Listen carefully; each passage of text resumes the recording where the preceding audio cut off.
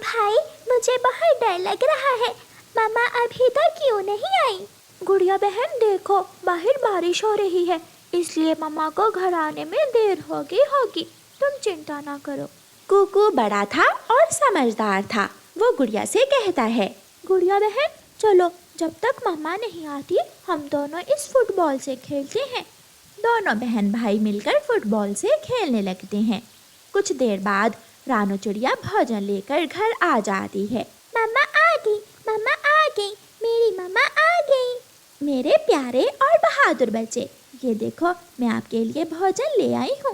मम्मा आज तो मुझे चावल का दाना खाना था, आज आप फिर मकई का दाना ले आई हैं। गुड़िया बेटी, आज तुम ये खा लो, कल मैं बड़े मैदान में जाकर तुम्हारे लिए चावल ले आऊँगी। दोनों बच्चे भोजन खाकर सो जाते हैं। मम्मा चिड़िया अपने बच्चों की तरफ बहुत प्यार से देख रही थी। मुझे अब अपने बच्चों को उड़ना सिखाना होगा, मगर ये बारिशें ना जाने कब खत्म हो। रात गुजर जाती है और सुबह हो जाती है। सुबह होने के साथ ही बारिश भी रुक गई थी। आसमान साफ हो चुका था। सब पक्षी अपने अपने भोजन की तलाश में निकल जाते हैं। आज तो बहुत देर हो गई, मेरी तो आँख ही नहीं खुली। एक तो इन बारिशों के मौसम में नींद भी बहुत आती है। गुड़िया, कुकू बेटा उठ जाओ मेरे बच्चों। चलो आज मैं अपने बच्चों को उड़ना सिखाती हूँ। रानू चिड़िया अपने बच्चों को घर के बाहर उड़ना सिखा रही थी कि उसे चील की आवाज सुनाई देती है। ये तो शिकारी चील की आवाज है।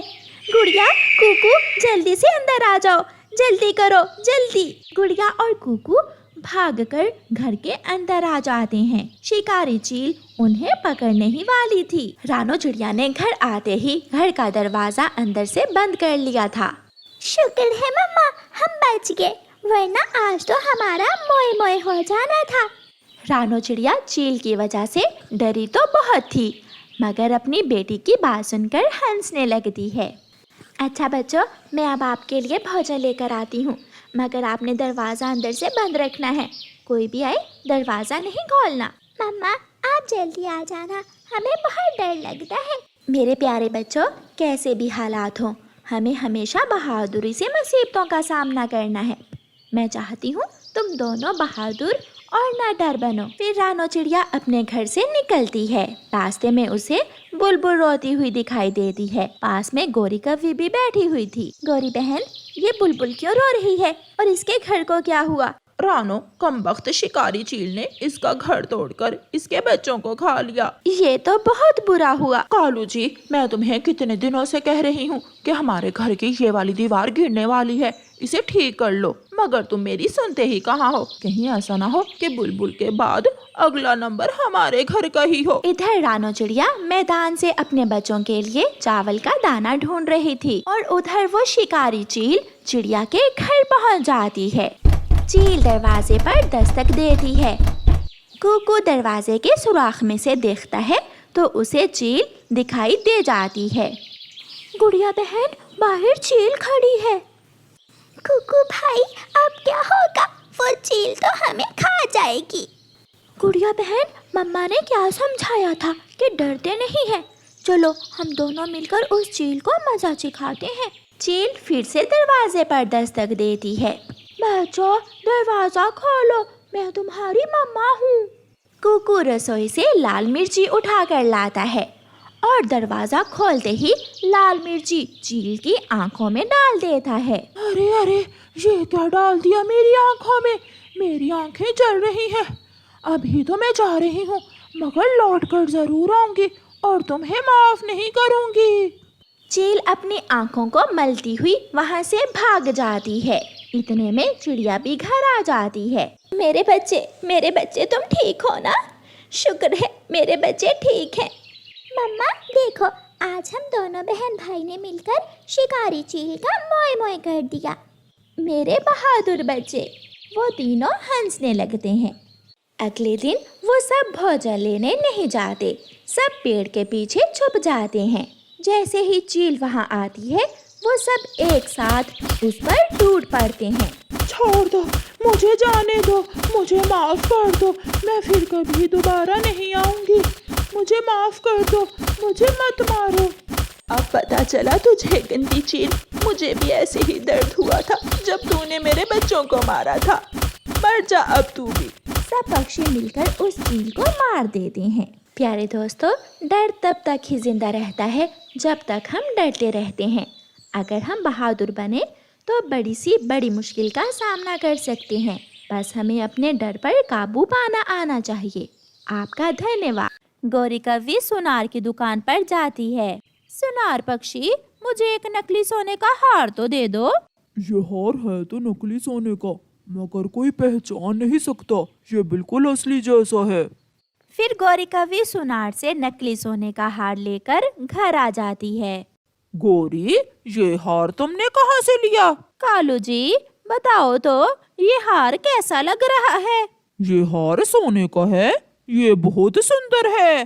बन गए तुम भी उल्लू, कोई पहचान नहीं सकता। ये हार तो नकली सोने का है, मगर किसी को बताना ना, सब जलेंगे मेरा सोने का हार देखकर। फिर दूसरे दिन गौरी कव्वी सब पक्षियों को खाने पर बुलाती है। गौरी, खाना बहुत अच्छा था। गौरी, ये दावत किस खुशी में थी? लग रहा है आजकल कालू कौवा कुछ ज्यादा ही कमाने लग गया है। मैंने ये सोने का हार लिया था, वो दिखाना था आप सबको। कैसा है मेरा सोने का हार? बहुत सुंदर है गौरी बहन। इस जंगल में तो किसी के पास भी ऐसा सोने का हार नहीं है। होगा भी कैसे? ये हार पूरे 1 लाख में बना है। सब पक्षी वहाँ से चले जाते हैं। पति जी, कौवे ने अपनी पत्नी को 1 लाख का सोने का हार लेकर दिया। आप मुझे 1000 वाला ही ले दे। वो हराम की कमाई कमाते हैं, चोरियां करते हैं, इसलिए तो वो लाख लाख के सोने के हार ले सकते हैं। मेरे पास इतने पैसे नहीं हैं कि मैं तुम्हें ऐसे हार लेकर दे सकूं। हरियाली तोती भी अपने पति मिठू से कहती है, मिठू जी, मुझे भी गौरी की तरह का एक हार लेकर दो। मेरे पास इतने पैसे कहाँ हैं? मैं तुम्हें वो हार नहीं लेकर दे सकता। अगर मेरी शादी भी कौवे से हुई होती तो वो मुझे भी लाख लाख के हार लेकर देता। शर्म करो हरियाली। क्या शर्म करूं? मुझे भी वो हार लेना है। हरियाली गुस्से में घर से निकल जाती है। हरियाली, मैंने भी अपने पति से कह दिया है कि मुझे भी गौरी की तरह का हार लेकर दे। लूसी, आज मैं भी इसी बात पर मिठू से लड़कर आई हूँ। हरियाली, क्यों ना हम दोनों अपने अपने मैके चली जाएं, और जब तक हमारे पति हमें गौरी की तरह का हार नहीं लेकर देते, हम मैके में ही रहें। लूसी सहेली, बात तो तुम्हारी ठीक है, हम ऐसा ही करती हैं। मैं जा रही हूँ अपनी माँ के पास। जब मुझे गौरी की तरह का हार लेकर दोगे तो फिर ही मैं लौट कर आऊंगी।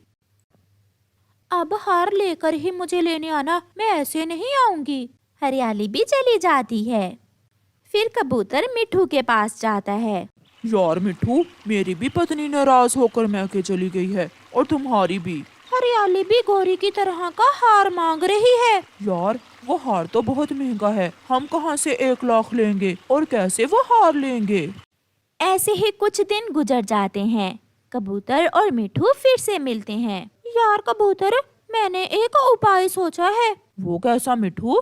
हम दोनों अपने अपने घर बेच देते हैं और वो हार खरीद कर अपनी पत्नियों को दे देते हैं और उन्हें वापस ले आते हैं। यार मिठू, बात तो तुम्हारी ठीक है। फिर कबूतर और मिठू दोनों एक विदेशी पक्षी को अपना अपना घर बेच देते हैं और पैसे लेकर सुनार के पास जाते हैं। हमें 2 सोने के हार दे दें, ऐसा हार जो हमारी पत्नियों को पसंद आ जाए।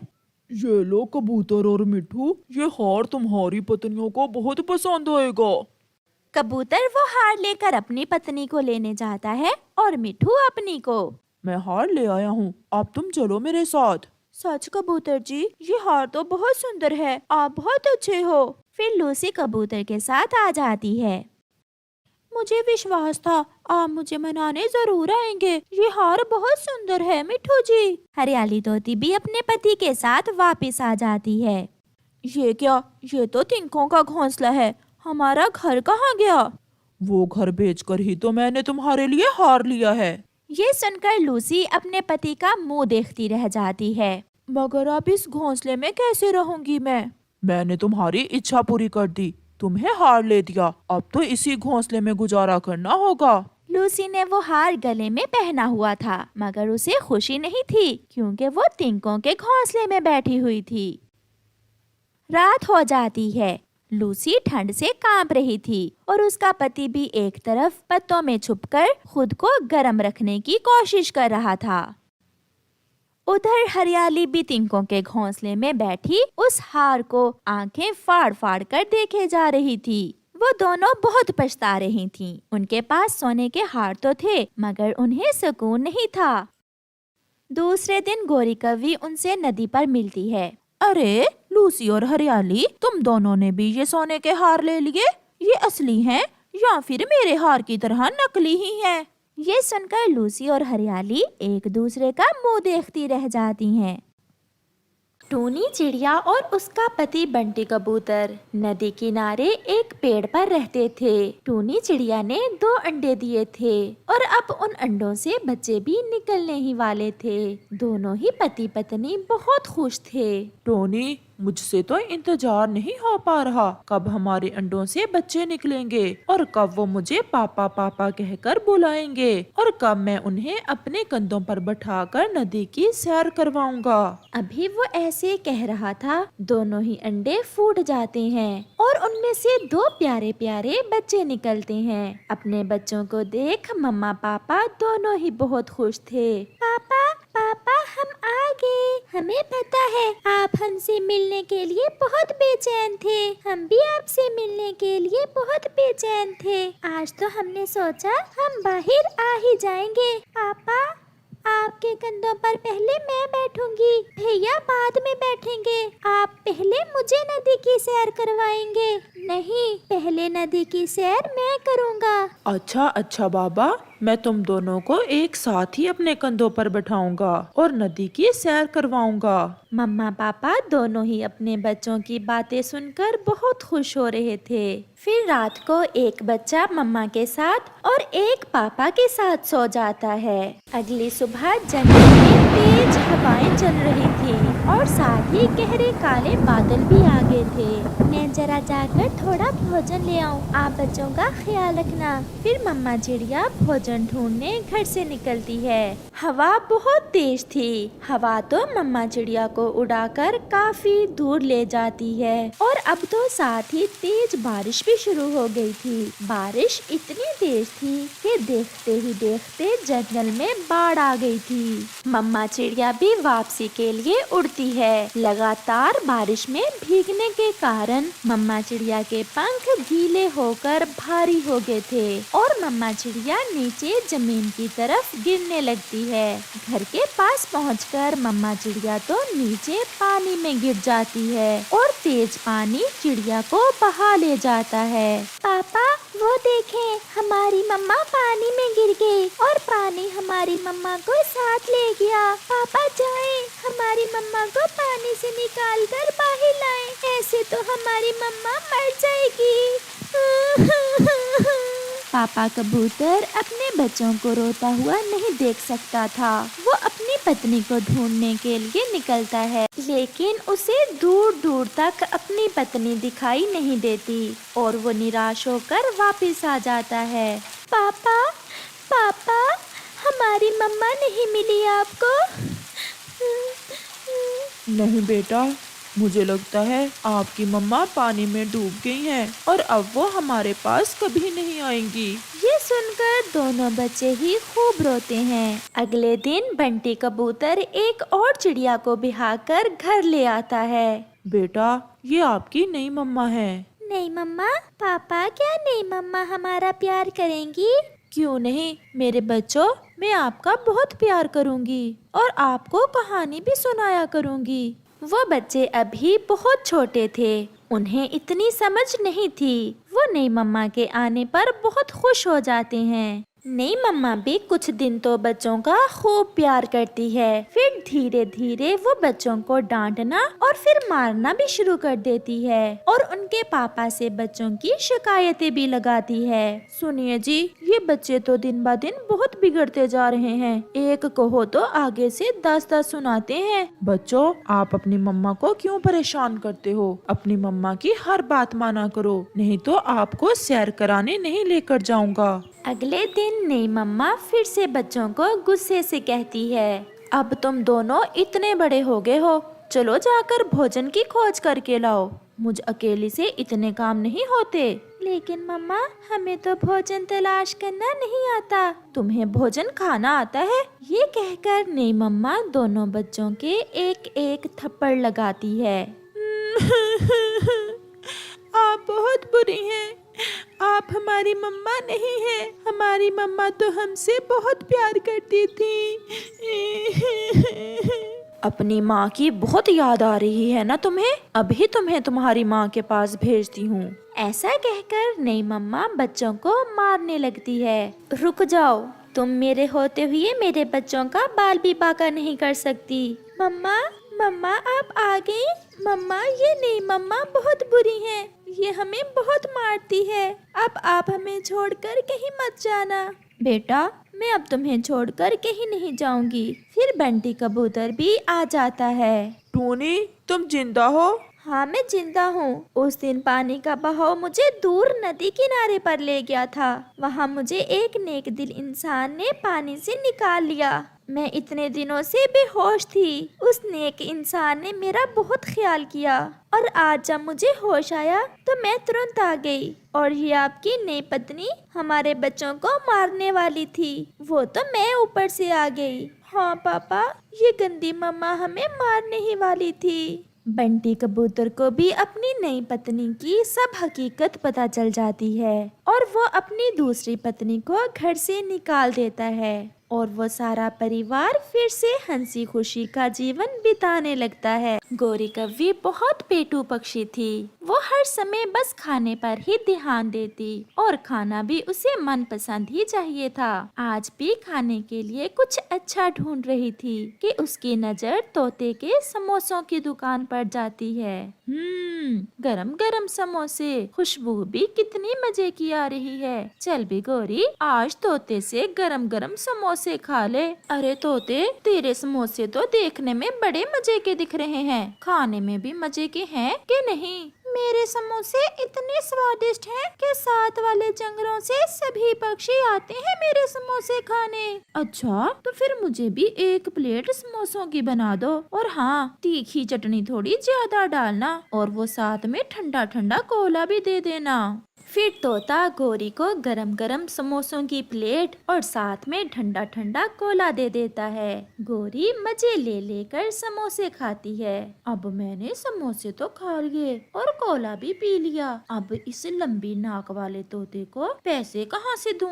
थोड़ा नाटक करती हूँ। हाय मेरा पेट, हाय हाय मेरा पेट, मैं मर गई। अरे तोते, क्या मिला रखा था तूने अपने समोसों में? खाते ही मेरे पेट में दर्द शुरू हो गई। हाय, मुझे बचाओ, मुझे बचाओ। तोते के समोसे खाने से मेरे पेट को क्या हो गया? गौरी बहन, कृपया करके जरा आहिस्ता बोलिए। मेरे समोसों की दुकान तो बहुत मशहूर है। मेरी दुकान की बदनामी न करो। आप मुझे पैसे देने के लिए रहने दें और ये ले पैसे, जाकर बुलबुल से अपनी दवा ले ले। अच्छा, अगर तुम कहते हो तो चुप कर जाती हूँ, वरना मेरे पेट में तो बहुत दर्द है। फिर गौरी तोते से पैसे लेकर भाग जाती है। कालू, आज तो मैं तोते को खूब चूना लगा कर आई हूँ। वाह, क्या समोसे थे और उसकी चटनी तो इतनी स्पाइसी थी कि मजा आ गया। गौरी,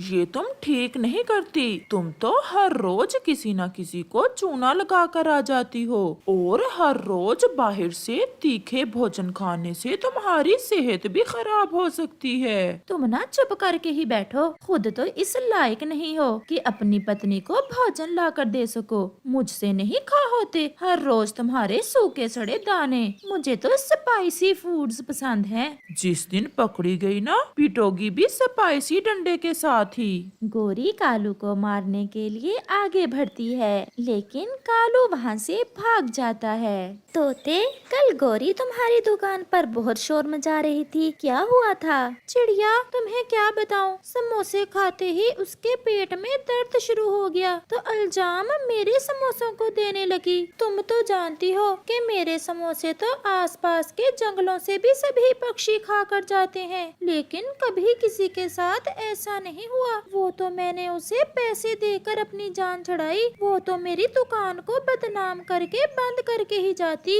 तोते, वो कौवी तो तुम्हें चूना लगा कर गई है, समोसे भी खा गई और पैसे भी ले गई। लेकिन तुम चिंता न करो, उस गोरी को तो मैं सबक सिखाऊंगी। एक बार मेरी दुकान पर आने दो। फिर कुछ दिनों बाद गोरी कौवी घूमती फिरती चिड़िया की दुकान पर आती है। चिड़िया, जलेबियाँ तो बड़े मजे की लग रही हैं तुम्हारी जलेबियों की खुशबू तो पूरे जंगल में फैली हुई है। मुझे भी एक प्लेट जलेबी और साथ में गरम गरम चाय की प्याली दे दो। फिर चिड़िया कौवी को गरम गरम जलेबी की प्लेट देती है और उसकी चाय में पेट खराब करने वाली दवा मिलाकर दे देती है। कौवी मजे ले लेकर जलेबियाँ खाती है और साथ में चाय पीती है। जलेबी खाने के बाद कौवी फिर से नाटक करती है। हाय मेरा पेट, चिड़िया की जलेबी खाने से मेरा पेट दर्द होने लग गया। कोई बचाओ मुझे। गोरी बहन, ये ले पैसे और जाकर अपनी दवा ले ले, और जो जलेबी आपने खाई है उसके पैसे देने के लिए रहने देना।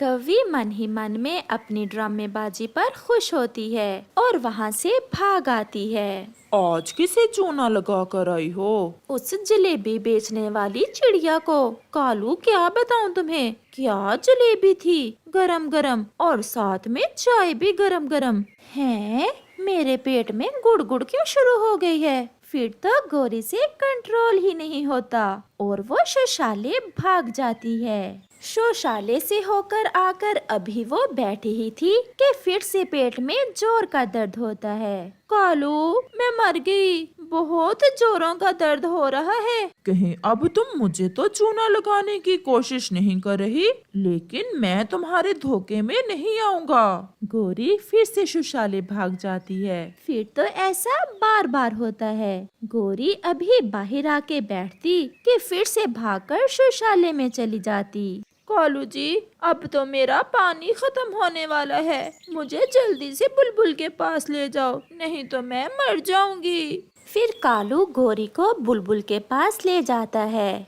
बुलबुल गोरी की हालत को देखते हुए जल्दी से उसे ड्रिप लगा देती है। फिर चिड़िया और तोता भी वहाँ आते हैं। गोरी, हमने जंगल के सभी खाने वाली दुकानों को बता दिया है कि कोई भी आपको अपनी दुकान से कोई चीज ना दे, क्योंकि हमें तो अब पता चला है कि आपका पेट तो बहुत सेंसिटिव है, आप बाहर का खाना हजम नहीं कर पाती। कौवी सब समझ गई थी कि ये सब चिड़िया ने जानबूझकर किया है, लेकिन वो कुछ कह नहीं सकती थी क्योंकि ऐसे उसका भांडा फूट जाना था।